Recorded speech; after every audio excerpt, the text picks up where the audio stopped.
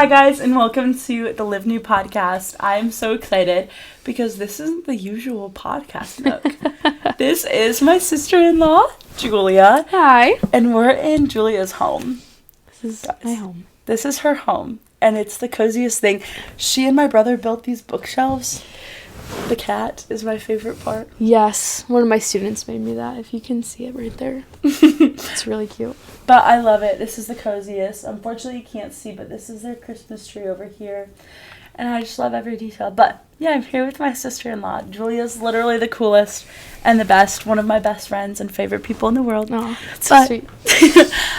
Ju, tell about yourself. I want to hear about you, about something that you're thankful for today. Hi, everyone. I'm Julia Cole. Julia Cole. Julia Cole. That's like my real name now. That's like your actual legal name now. Who I am. I just married into their wonderful family 4 months ago, so I'm kind of freshly married. Yeah. Yeah. It's kind of super fun and amazing. Yeah, a little bit about me is I am finishing up my senior year of school. I'm in student teaching right now and in hopes to be an elementary school teacher one day. She's the best teacher. Yeah. Okay, I want to say how I first heard of Julia.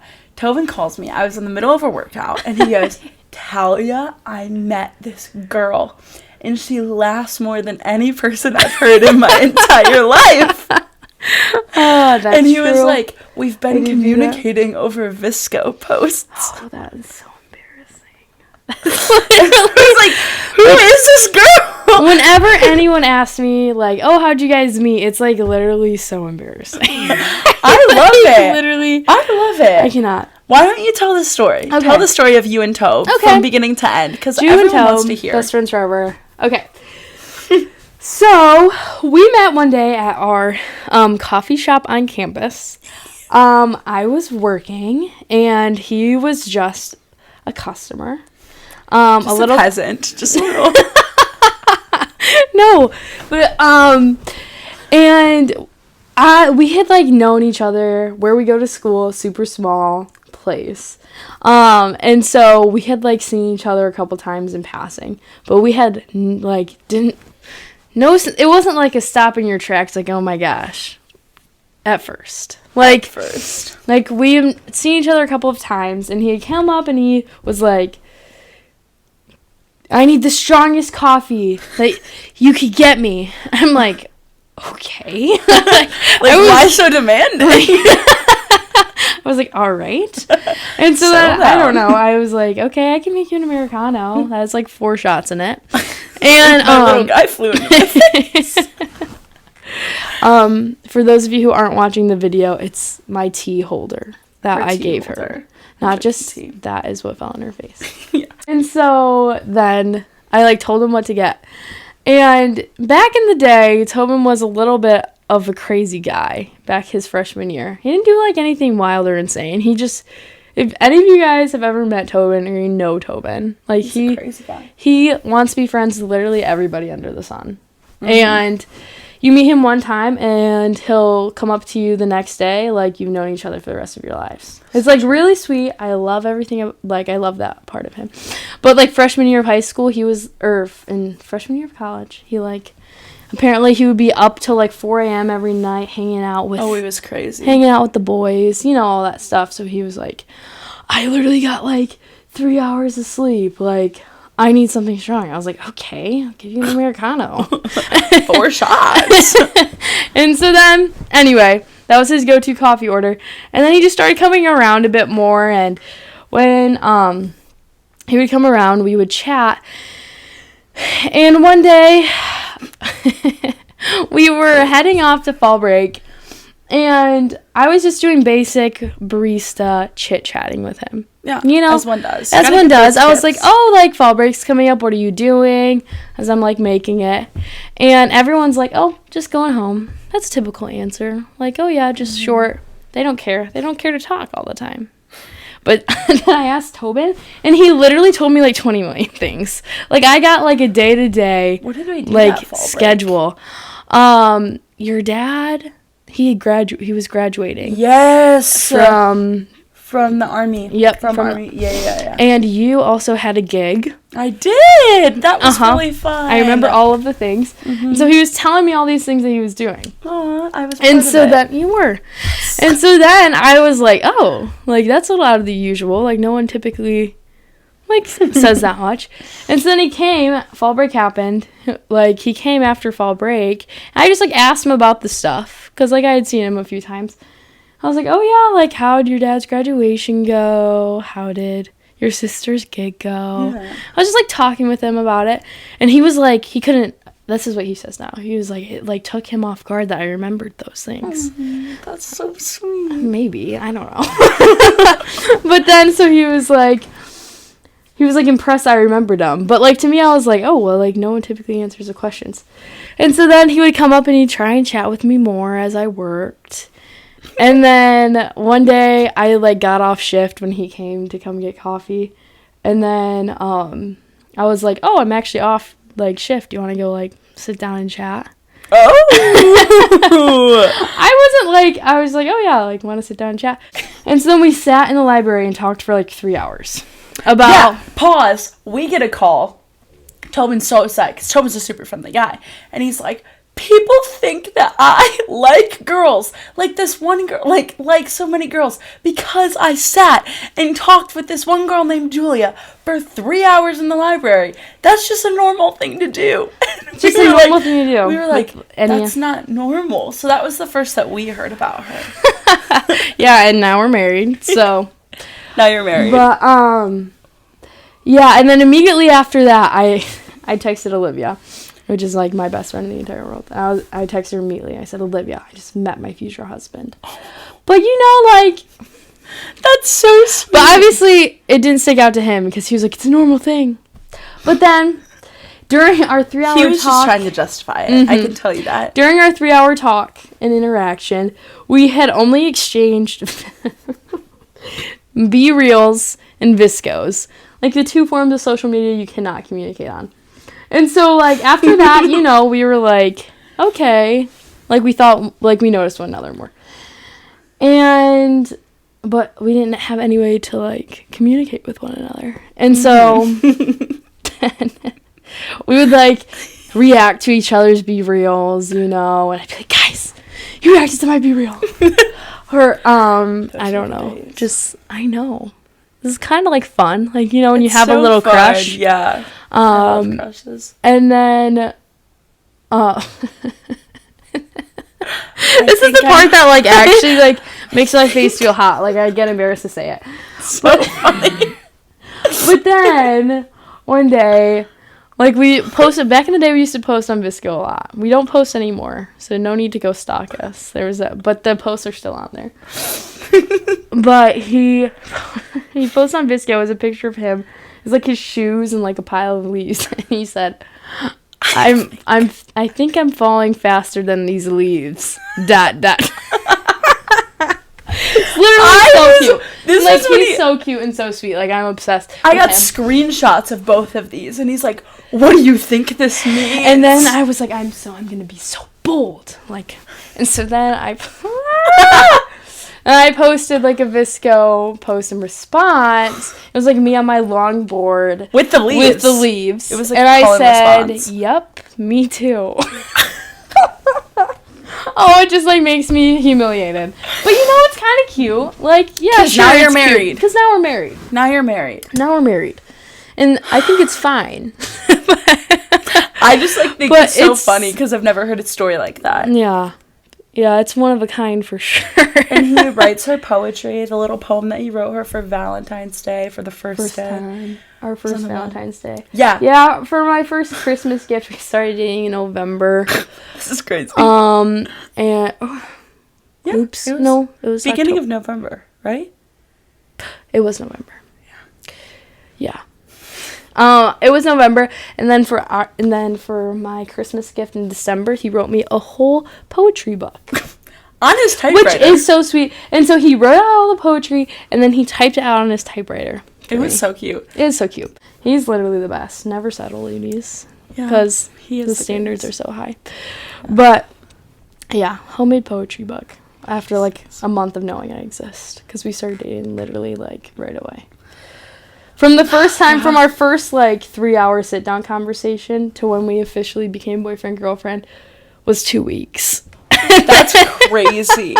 And then he said I love you very early, and now you guys are happier than ever. Yep. He did say I love you very early. I forgot about that. Yep. He's such a sweetheart. Toby's the greatest. Yeah. And Julia's the greatest. Best sister. We all, after we met her, I remember being so nervous to meet her. I was like, I spent so long picking out my outfit, and I was like, so nervous. And now we're best buds. Now we're just best buds. Now we fight like actual sisters. Yeah, actually, I was saying that. I was like, telling my mom, I was like, I feel like Julia and I have reached this new normalcy of actual, like, being sisters. Yeah. Then they got engaged, now they're married. Yeah. Boom. Short story. Amazing. Best story ever. So good. But I know that you have so many layers to, like, who you are and who you're all about. And a lot of people in my life know you because you married my brother. Yeah. But, and so, like, a little later, I want to talk about, like, more of who you are, what your life is.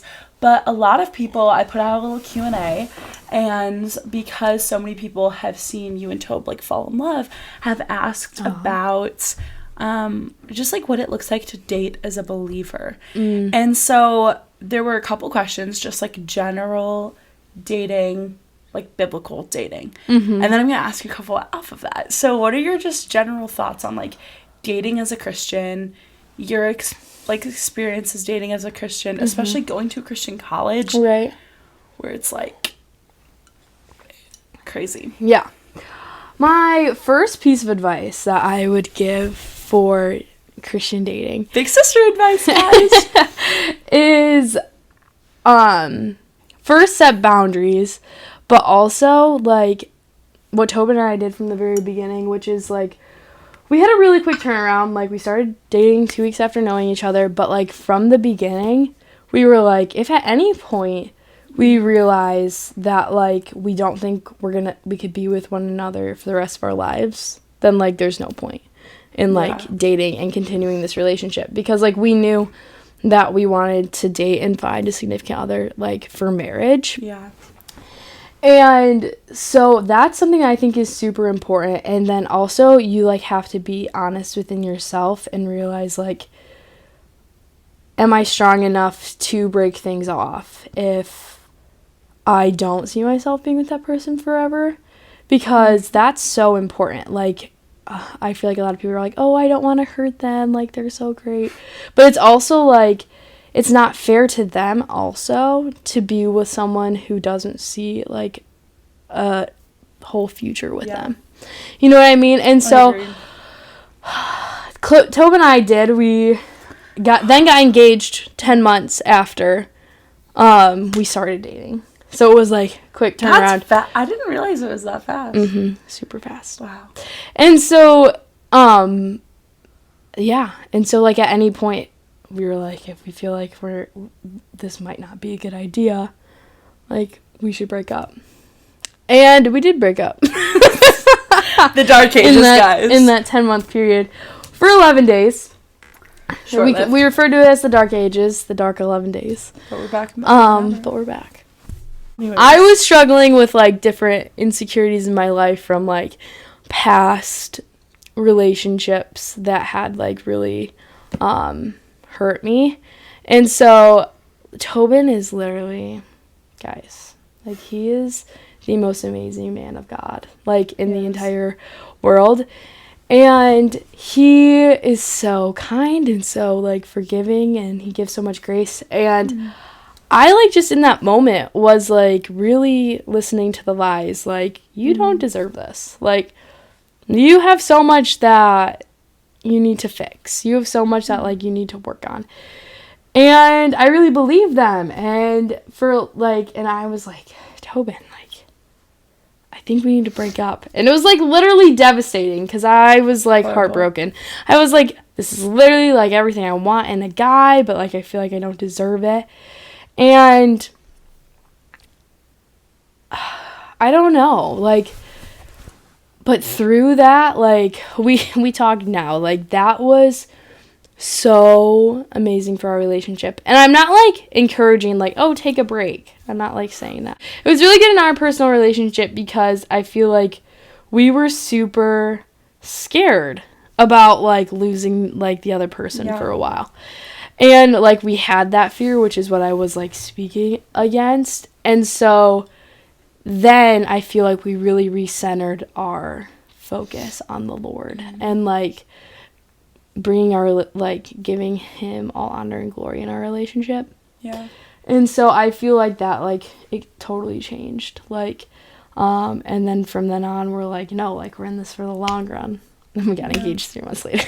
Well, he bought the ring, like, almost immediately after. Yeah, after that, after we got back together, we're like, okay, like, this is, like, for real. Because at that moment, we both, like, had the chance, like, okay, like, we're already broken up. Like, do we want to get back together? Like, and we don't basically have to. Knew from what it sounded like if you got back together, you knew you were going to get married. Yeah. And it's like, we don't have to get back together. And so I feel like for a while, we both took time to really think and really pray about it and seek mentorship because, like, I was also, like, I had things I had to, like, figure out. It wouldn't be, like, from here on out, I had to, like, decide, like, okay, like, I need to fully trust him, fully trust that he loves me for me. And, like, because, just because of those struggles I had before that were making me feel unworthy. And so, I feel like I think it's such a hard thing, too, when you go into a relationship with struggles. I've had this in both of, like, relationships, but not only just, like, dating relationships, but friendship relationships, too. When you go through things that make you believe, like, lies about your identity, it can be really hard in, let's just take dating for an example. I remember once I was really struggling with, like, these lies in identity, and the guy that I was with, he was like, it breaks my heart because I don't feel like I've made you feel like I really tried to not make you feel that way. Like, I've given every effort. And Claire and I were talking about it back, like, 2 years ago about how, like, it is so hard that someone who did not make you feel that way has to deal with the consequences of what someone else or a circumstance has made you feel about yourself. Yeah. If that makes sense. And I feel like that's hard too, of, like, how do you not let the lies, because especially when you're in a God-honoring relationship, like Toad and Julia, man, they honor the Lord in their relationship. So and it's so beautiful to see. And when there are two people that are multiplying the kingdom and loving the Lord so well together, the devil wants to do everything to tear that apart, and he will bring up lies. And so I think it's important too, of, like, being able to love each other through that and like recognize, like, I may not have caused the hurt, but, like, through everything I'm going to continue to extend the Father's love to show them how I view them, you know. Absolutely. But that's I think a good way it's a very good point too, of saying no matter what, if we can't see each other getting married, we have to break up. Because, and I think seek counsel on that as well. Like, absolutely. Super important to do. And I know that that's something that you guys did multiple times. And, like, like, so many times Tobin would talk with us and be like, do we like Julia? Do you think, even early on, like, after she left for the first time, you're like, that's were there things that I'm not seeing? And because there have been times in our family, like, we're very open about relationships, and there have been times where we're like, I don't know if you're seeing this or this, or and so I think it's important to do that because it's scary, but also, like, when you love someone, you can be so blinded, and just because you love Jesus doesn't make you exempt to that. Absolutely. Like, it really doesn't. But also, like, one thought on that, so many people are scared because they're like, then dating them might be a waste. Like, I've wasted time if I'm not going to marry them.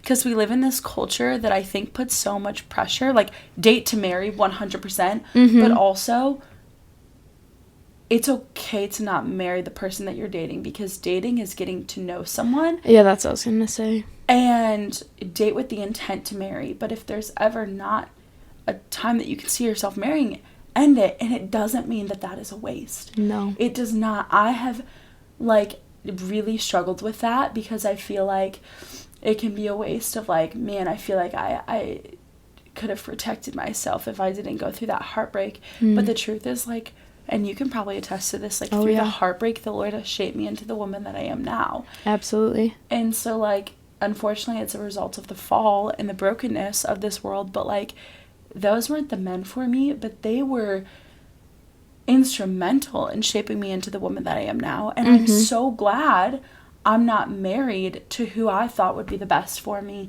because in the moment you think, oh my gosh, even though I care for them so deeply, what I would say on, like, bouncing off of that is it might hurt in the moment, but what would suck a lot more is, like, a lifetime of being unhappy. Yeah. Because you didn't want to hurt someone. Yeah. Or a continuing a relationship that's going to make you unhappy and make you feel guilty. Yeah, absolutely. And yeah, you also touched on this earlier, like, also seeking some wise counsel from people who have, like, godly relationships that you want to model in your life as well.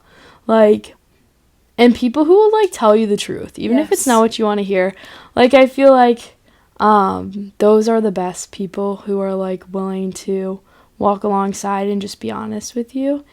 And that is just also really instrumental in that. I agree. Yeah. So on the topic of biblical dating, people have asked about how to remain sexually pure in a long-term Christian dating relationship. Which is... That is a good question. And that it's so, like, I also want, like, to say that just because you're a follower of Christ, like, you are not exempt from, like, feeling those, like, temptations or, like, struggling with that. Like, so many people struggle with that, but it's like, it is so growing in your relationship, and it is the purest form of love and care for the other person to wait. And Amen. I know it's so hard, but it's like, you are also, like, in your relationship, like, iron sharpens iron. Like, how are you pushing one another towards the Lord? And if you are, like, leading the other in sin, you are doing nothing but, like, pulling them away. And, like, slowly, like, you could become numb to, like, the Holy Spirit, like, prompting you, like, hey, like, you shouldn't be doing this. Like, hey, like, you need to be careful. I think that this is something that Tobin and I talked a lot about, like, when we were dating. Like, we're helping determine one another's, like, eternity. Like, I don't know if that sounds, like, crazy. No, but it's just kind of, like, leading the other in sin, like, is just so selfish. Is what something that, like, really, like, protected me against it, because it's like, my desire would be pulling him away from the Lord. Would be pulling him away from the Creator. And it's like, that is the most selfish thing I could ever do. And it's like, if I truly love this person and I truly, like, want to be, like, the best partner for him that I can, like, I can't be pulling him away from the Lord. And but I'm, like, gonna be honest, like, in a long-term relationship, but also, like, when we were engaged, it was so hard. Like, it didn't make it any easier, because it's like, oh, you know, I'm gonna marry you anyway. I'm gonna marry you anyway. And so it's like, you hear all those lies, like, oh, I'm gonna, like, I know I'm gonna be with this person for the rest of my life. But, like, I feel like those are some, like, truths I, like, continually, like, had to speak and, like, into, like, my life. Like, it is, like, literally. And, like, you could also come up with excuses like, oh, well, I just, like, I love them so much. Like, I just want to love them. I just want to make them feel loved. Which we've talked about so many times. But it's like, that, it's not love. That's not love. That's the world's form of love. And it's like, that's not how the Lord created you. Like, he created you to, like, have those feelings. So there's nothing wrong with, like, having them. But it's like, what do you do with them that, like, brings him honor and glory? And so it's just, like, it's a tough balance, because, you know, like, you don't want to fear it. You don't want to be like, oh, it's sinful. Like, oh, like, no, it's such a beautiful thing. And honestly, I think if you're not sexually attracted to the person that you're dating, that's, like... Yeah. That's, like, ooh. It's the matter of don't awaken love before it's proper time. Yes. Like, exactly. It's not, but sex is God honoring, and it's something that the Lord created to be able to bring more glory and honor to him. Absolutely. And it's just that we've broken it with the world. And, like, the point of dating before marriage is to, like, just kind of like goes back to, like, my other point of, like, you're trying to see if they're a fit partner for you. But it's, like, if you, like, include, like, add sexual feelings in with all that, like, you will become, like, so much more blinded because it's just, like, you are just so physically connected with the other person. And so it's just, like, it's so important. And even, like, if you're just dating, like, you don't know. Like, you can think that that's the person that you're going to marry, but you don't know. And so also, like, you want to guard, like, if you truly love them, like, you also want to protect, like, their future marriage. Like, from, like, having to deal with those feelings of insecurity and, like, all of that. And so it's tough because it's just hard. It's just hard. Like, really hard. When you, like, love someone and you're so passionate about them. Like, you adore everything about them. And it's, like, you're like, I just want to love you. But it's, like, that it's not, like, outside of marriage, it's not, like, fully loving. To me. Yeah. I think that the one thing that really made sense in my mind of, I mean, it's so normal in relationships to struggle with that. And one time, gosh, it was almost 3 years ago now. Okay. But in one, like, my first relationship, I was dead set on marrying this man. Ask Julia. There was no doubt in my mind. No doubt. You ask anyone that I was with. No doubt. I was like, I'm going to marry this man. There's nothing that will ever get in the way. It's crazy to think about now. It's so funny. But because of that, it just felt like temptation was running rampant.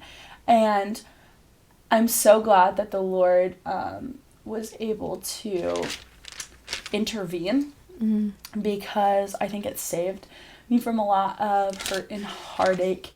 But one of the things I will say is after a really couple horrible decisions, I was sitting there and I was super slapped in the face with this conviction of, I always said, I love him. Like, my desire is to love him like Jesus loves him. My desire is to love him like Jesus loves him and show the Father's love. I remember once I was just sobbing because I was like, I have been so selfish because I say that I love this man like Jesus loves him. And this was a turning point in, like, how I viewed purity in, like, dating relationships. But this is not ever how Jesus would love him. Ever. Like, the way that I am loving him and the way that I am living lustfully in this relationship is not at all how Jesus would love him.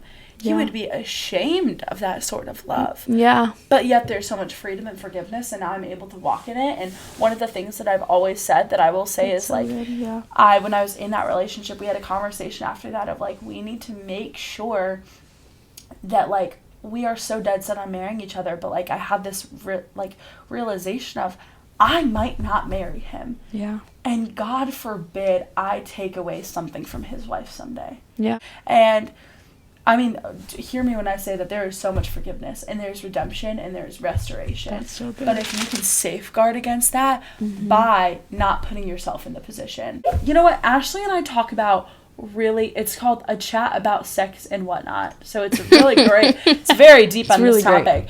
And I would really recommend you go listen to that because we talk about practical boundaries in that. And, like, very tactical, just so we don't repeat it. Yeah. Okay. Those are my thoughts on that. Good. Yeah. I was thinking back because I was revisiting, like, when we first met and all that stuff. When I first went to your church, do you remember this? Oh, I remember this. When I first went to their church, the winter break, the first time that we met you. Yeah, the first time that I met them and the first time I went to their church, the sermon was on sex. It was great. And his, like, dad warned us, like, beforehand. He's like, oh, just so you guys know, like, this sermon's about sex. And I was like, okay. Like, and it was so good. And they talked about 1 Corinthians 7. And I didn't, like, find the exact verses that I want to say. But I guess I also just, like, they talked about sex, like, in marriage and, like, how it should look in a healthy way. And I loved that sermon. And I remember, like, I'm like, oh, it's so important that people talk about this. Like, it's so good. Like, there's so many good parts in that. Like, this is why it's important for you to wait until marriage. Like, it's so connecting. I just encourage you to go read 1 Corinthians 7, because then 1 Corinthians 7, it talks about principles for marriage from, like, verses 1 to 16, and then the next part is starting in verse 17. It's live as you are called. And so I just feel like those, like, are so good. It shares a lot of truth about, like, principles for marriage, but, like, also why is it important to wait. I love it. I think that's so good. I think that, honestly, like Ju said, people don't talk about it, but, like, I feel like we talk about purity, and especially because we've been in overlapping relationship. Like, when you've dated Tobe over the 2 years, there have been times where it's overlapped. And so I talk to Julia a lot about what that looks like, and some people have been like, she's dating your brother, why are you, like, talking to her about that? Like, that's weird. And I'm like, if I like to say Julia's, like, always a couple steps ahead of me, which is such a gift. I was in that really solid relationship when she and Tobin started dating, and then when we broke up, she had gone through an experience that she was able to really walk me through what I was going through. And then, like, it just seemed like I'm kind of in tandem in a lot of things. And so I'm like, if I can seek out the wisdom of someone, I don't care if she's with my brother. Like, that's just so wisdom. Sweet. Like, I don't know, I feel like it's made us so much closer, but also going to someone who's also going to tell you the truth straight. Because I remember that there was a time when I came to you and I was like, but I just feel like I care for him so much. And you were like, yeah, but that's that's not true love. Like, that's lust. And I was like, yeah, you're right. Yeah, you're right. So, anyways, good stuff. Dating, marriage. Speaking of marriage, and now you're married. I'm married, and you're in your home. Someone wanted our to little talk. tiny apartment. I love it. It's really good. Such a great apartment. Thank you. Somebody asked a question. They just said homemaking ? So I don't really know what that means. What does that mean? But I said homemaking. Your favorite part? What's it been like? What's the experience? Kind of transitioning, because y'all are still in college. Yeah, we're still figuring it out. I have always said from the beginning that, like, I want wherever I live to feel like a cozy little place. That was, like, and it does. Before Tobin, like, way before him. Like, I always wanted where we live to be a little cozy place. And so right now we're just living in, like, our, like, married housing on campus. Those of you who go to public universities, you're probably like, you're what? Yes, we go to a small Christian college. We have married housing. Spring before spring is a real thing. Yeah, I don't know. I feel like Tobin and I have a big heart for like, hospitality, and, like, the home's not ours. It's, like, the Lord's place. And so it's, like, how can we, like, bring people in here? And, I feel like I have also had people throughout, like, my college experience who, like, opened up their homes to us, and it was, like, so great to just have a place to go to that felt homey. And so I don't really know what homemaking ? Means, but I feel like Tobin and I have done our best to remember that this place and this home that we are creating here is not ours, but it's, like, the Lord's. And so it's like, how can we bring the most honor to him and the most glory with this tiny little place? And so I just feel like something simple, like making it cozy, like saying, hey, come over and have coffee. Like, we have this regular group of people after church who are like, hey, can we come over and have coffee and do homework? And we're always like, yeah, absolutely. And I feel like the Lord has really, like, used that to, like, have some really intentional, like, amazing conversations. And so I guess, like, my best piece of advice is, like, and we're in, like, a really interesting season right now. Like, we're 1 foot in to college and one foot into real life. Like, we're kind of, like, in the middle right now because we're still finishing up school. We're both done he's done in December. I'm done in February because of my student teaching days. But, yeah, I don't know, like, just how can you honor the Lord best with this space? And I feel like something that was, like, so fun for us, this is just, like, a little, like, oh, you can add this to, like, your to-do list for, like, your future home one day. Because also, marry your best friend. Make sure you, like, can have dance parties and just hang out. Like, it's so fun. Being married. No, she's serious about the dance parties. We do it, like, have dance parties every day. If you had a bad day, dance party. If you had a good day, dance party. It's so cute. She introduced me to dance parties. I didn't really have dance parties before you. You don't need music. You just need to be on the same level. Dance party. But, anyway. And so, like, before we had moved everything in, we, like, walked through every room here and, like, prayed. Like, oh, that's really Lord, sweet. I didn't like, know that. how, like, please use this living room. Like, fill it with people. Like, fill it with others. And, like, just kind of, like, recentered it on, like, why are we here? Like, what are we doing here? Like, what is our purpose in our marriage? Like, how are we going to honor him with this space that he gave us? Which so important. Like, quick little thought. When I've heard about marriage, I heard somebody explain it to me. My mom actually. She's so someone. Wonderful. She said, she's so amazing. She said, Talia, when you're thinking about the man that you want to marry, marriage is someone that you feel that you can chase the Lord stronger, faster, and harder alongside than alone. And if they don't feel like that, like if they're not someone that you feel like you can chase the Lord more fervently with them than you could by yourself, then don't marry them. Because, like, that's exactly what I see Tobin and Ju do. They're more on fire for the Lord. You're so sweet. Ever. Like, even the little thing on your front door when you walk in is like, where have you seen God today?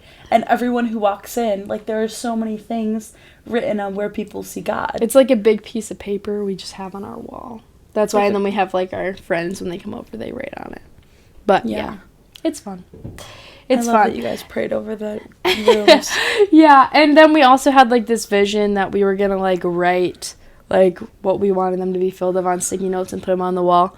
But we were on a time crunch just because we were on a bit of a, like, tight schedule with Tobin coming back from Marine Corps training and our wedding and stuff. So we had, like, all those things. But I really encourage you to do that because also it's so easy to, in, like, a world that's so fast-paced and so, like, driven by things. What's, like, the word? Materialistic, yes. I feel like it's so much harder to, like, slow down and just, like, take in the moment. Like, how can I, not like, oh, when can I leave? I have to go do homework. I have to go do this. I have to go do this. But, like, how can I have an intentional conversation with, like, this person? How can I be intentional with this space? How can I be intentional with, like, this job that the Lord gave us? And so I feel like that has really helped us, like, realize, like, oh, this place isn't ours. I think homemaking goes so much to, like, this applies to you even if you're not married. Like, 100, even if you're just moving out, like, you have an opportunity. Pray over your dorm. Pray over the apartment that you're moving into. Pray over with your roommates of, like, if these are people who are following the Lord or who are not following the Lord, like, whoever enters your space, like, let that be a space of love. And, like, I think it's so important because when you're in your home is the most comfortable that you are. And when you invite those people in, you have the availability to either, like, if you're the most comfortable, that's often where you're going to be, like, the most free with your speech. And so, like, are the conversations that you're having in your living room honoring to the Lord? Yeah. Are the way that you're, like, I don't know, I think it's just really important. And I love that you said that. The way that my mom created a home is a lot to do with her story, which is really cool, in hospitality.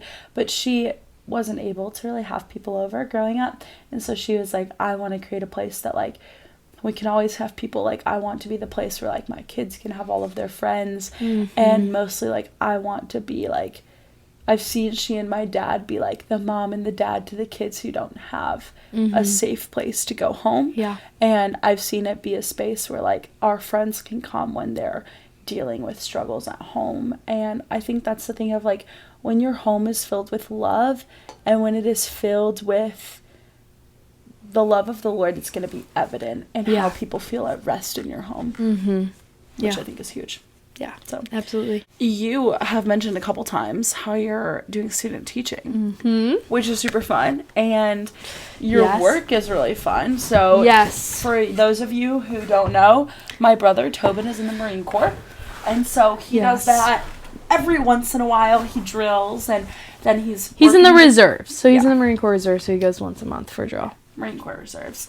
And he's working in the Capitol now in Michigan, and then Julia's a teacher. So tell me a little bit about your job, your favorite parts. Okay. Because I just want to, you were telling us so many fun stories, and you have so much fun. Oh my word. I love it.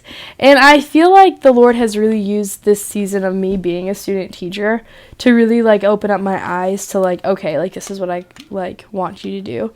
Because I went in with like into student teaching like, oh, I don't know if I'm gonna do this full time. Like that's just me being honest. Like I was going into like finishing out my degree being like, oh, I don't know if I'm gonna do this. I remember when you said that and I was like which is that's a fair response. Just because you hear so much bad blood about teaching. But I feel like the Lord really used my student teaching experience to just like confirm that that's where he wants me. So I was in a second grade placement. I'm an early childhood education major, so I had it like split up where I was in the second grade class for 60 days and now I'm in a preschool for 40. And I was in the most amazing second grade class like in the entire world. And I loved it, and I had the most incredible mentor teacher, the most incredible group of kids. And wow, did it just really like open my eyes to like why I want to be there. Not just because the kids were amazing, but it was like because they were so amazing and so sweet, but they came from so many hard things. They came from so many difficult home situations. They came from so many difficult places. And it's like when you're their teacher, like you're with them from 8:30 to 3:30, 5 days a week. Like if your parents have to work on weekends or stuff, like they'll see the teacher more than they'd see their parent. Just because, like then they would come home and you're only up for so long before they have to start to like go to bed. And so it's like you're in charge. Like you have such a big role in shaping these kids' lives. And I think there's something so special about that. Like it's so special. Like how can you encourage them to be like a better citizen in society? How can you like, especially in a public school setting, you can't like preach. Like you can't preach at them. You can't like mention God, but like how you love them. Like if you love them like the Lord loves them, it will make like a whole difference, because many of them don't see that at home. Like and it's so heartbreaking and it's so sad, but like it's just like the truth of it. And so I feel like, and I also had an incredible mentor teacher who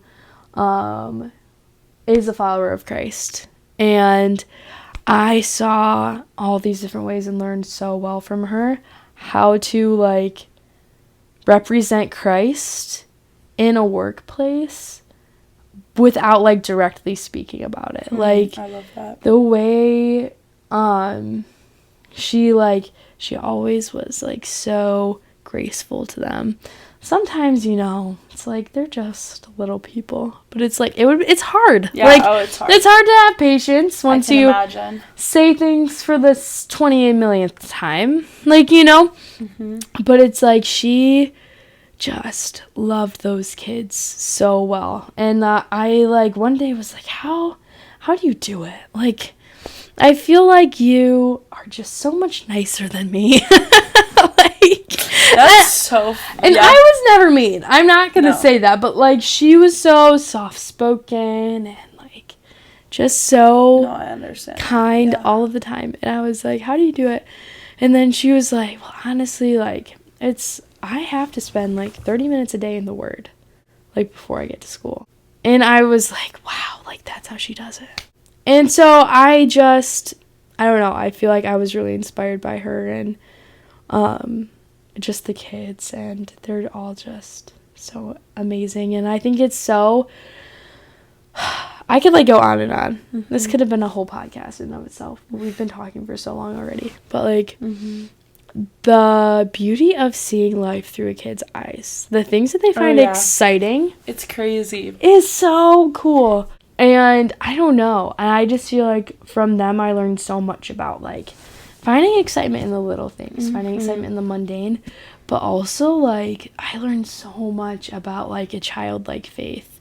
Yes. Like, just, like, seeing their excitement in everything that they do. Mm-hmm. Like, oh, they're so excited to learn more. Oh, they're so excited to, like, do this next thing. I'm like, I need to be like that with the Lord. And so I feel like I was teaching them, obviously. That's what I was supposed to do. But I feel like I equally learned so much from them. And I'm so excited to, like, be a teacher one day. So I don't know. Did that answer your question that you asked? I love it. I don't even fully remember. I got on my soapbox. I think it's so good. I think that's so good. I nannied in high school, and I would come home all the time, and I was like, Mom, I feel like I'm learning so much from Collins. Shout out Collins. Collins was the sweetest little girl, and she taught me so much about having a childlike faith and just, like, finding joy in the little. But I don't think a lot of people in our age think about ways that we can impact and influence, like, the next generation of kiddos, which is something that you obviously have a heart for and something that I see. And so, like, we're kind of wrapping up here. I think that there's so much. I mean, if you go anywhere and you're a young adult, you probably notice little kids looking up, or I know that a lot of young adults still babysit or have nieces and nephews or are in college to teach or are going to be nurses where they're interacting with kids. There's just such an impact that we can have on the next generation. And I kind of want to hear a little bit of your heart on, like, what are ways that you feel passionate about impacting and influencing the next generation? That is a really good question. I feel like my heart for the next generation is just, I feel like there's this one fact I learned in my early childhood development course I took freshman year of college. Yeah. And this, it's just like a silly little fact. And mind you, like, I went in thinking I was going to do early childhood, but now I'm leaning more towards elementary school.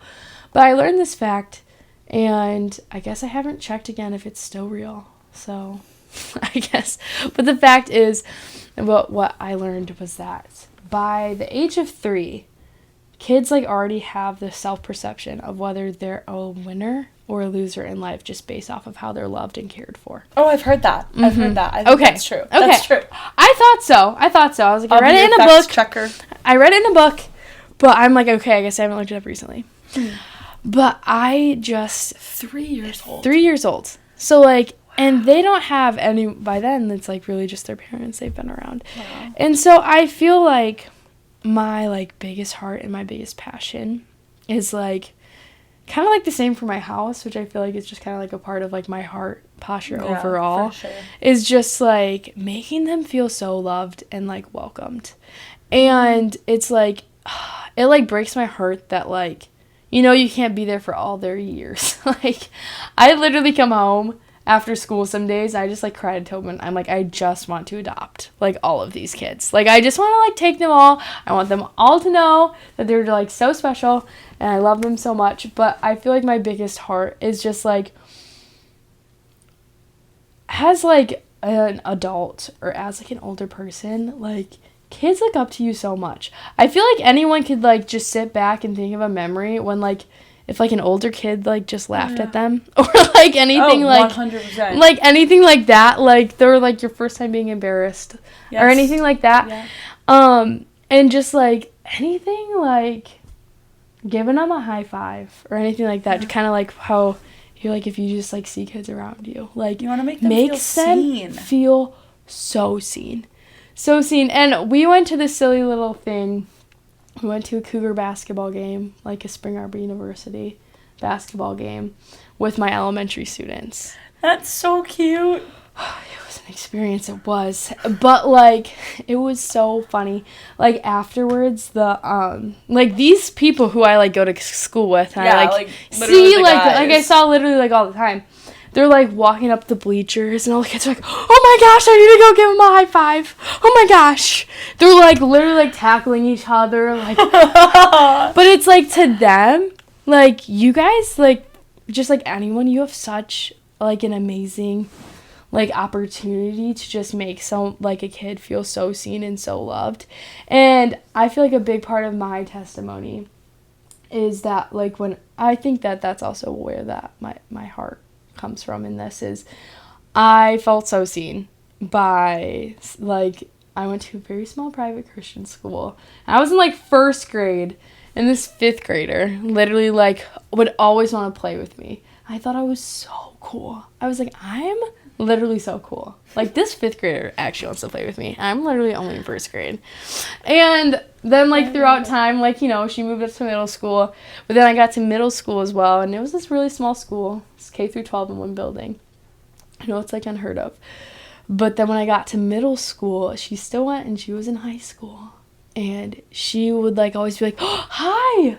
And she just made me feel so seen and so loved. And it's just, like, those make the world of a difference. Or, like, a middle schooler looking up to a high schooler, like that example. Or just, like, an older, like, a high schooler even, like, looking up to, like, a little kid. I just feel like there's so much that goes into that. And literally just, like, making them feel so seen and loved. There's so many things that, like, many kids don't get at home. And I feel like that's a really harsh reality that, like, teaching has opened up my eyes to. I literally could cry thinking about it. But it's, like, not everyone comes from a loving home. And so it's crazy, just, like, I don't know. But also, like, another part of that, like, referring back to teaching in general is I feel like one of my biggest heart postures is, like, setting them up to be, like, a functioning citizen of society. Like, just simple things that I feel like are not normal now. Like, I never hear, like, it's rare for kids to just, like, use manners. But it's like, hey, like, say please. Say thank you. So true. Like, you know, like, it's just kind of, like, those things that would, like, set them up for success to, like, be, a good person. Like, hey. Yeah. Like, oh, like, we would have so much recess drama coming inside from outside. Goodness. But it's just like, hey, like, just be kind. Yeah. Like, I don't know. Anyway, so those are just silly things. Those are so good. But I feel like those are also good reminders to me as an adult. Like, I feel like I also, like I said, like, I learned inspired. I don't know. I'm gonna go high five a kid tomorrow. Do it. It's gonna be on my bucket. It will literally, like, make their whole entire day. And if not, if you do, like, I'm sure it'll make someone's day if you keep doing it. Yes. So. I love it. I'm feeling inspired. I'm feeling excited. I'm feeling awake. It's like almost 11 o'clock at night, guys. It's literally so late. It's so late. Mm-hmm. But I'm feeling awake. I'm feeling energized. I have felt so encouraged, guys. Literally, when I tell you, Julia is, like,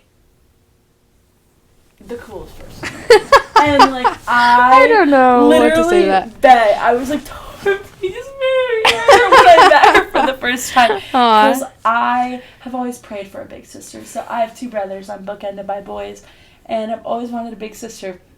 And I told Julia, I'm so glad that we're sisters now. Because she said we would have fought too much growing up. And I agree with that. I agree wholeheartedly. We totally would have. I think it's good that we're adults now. Genuinely, having Julia as a sister is, like, the coolest and sweetest thing. And I appreciate your wisdom so much. And I just feel like I learned so much. So thank you for sharing your heart. Absolutely. And what the Lord has taught you. Mm-hmm. I hope that you guys have felt encouraged as always. Yeah, super glad that you were here. If anyone ever needs any big sister advice, give me... Holla. Yeah, like, DM me or something. I feel like I didn't, like, fully get into, like, my story or, like, a lot of things like that. But I don't know. I feel like reach out to me. I love answering big sis questions. I feel like I never realized, like, what I missed out on, like, giving that advice until, like, I met Tal, and I was like, oh, like, this is fun. Like, I feel like there's so much power in, like, speaking truth into one another's lives, so. I agree. There's so much. If you just need someone to talk to, or if you need someone to encourage you in any way. Julia.r. Reach out to me. Reach out to me. Is that your hand? Julia.r.cole? I think that's it. Julia. I just tagged you today in something. Yeah, I think. Is it Ju.R. Cole? J-U. I don't know. J-U. She follows Liv News, so look up Julia. Yeah. And you'll find her. She's the coolest ever, so reach out. Sweet. She's so wise. Best big sister ever. Yeah. I can't wait for Beckett's wife someday to be able to be the big sister to her. Unless she's older than me. You'll get to be the big sister. That would be a little crazy. That would be crazy. Anyways. Anyway. I love you guys. I hope that you felt encouraged. We're going to go to bed. But yeah, I love you. Bye. See you next week.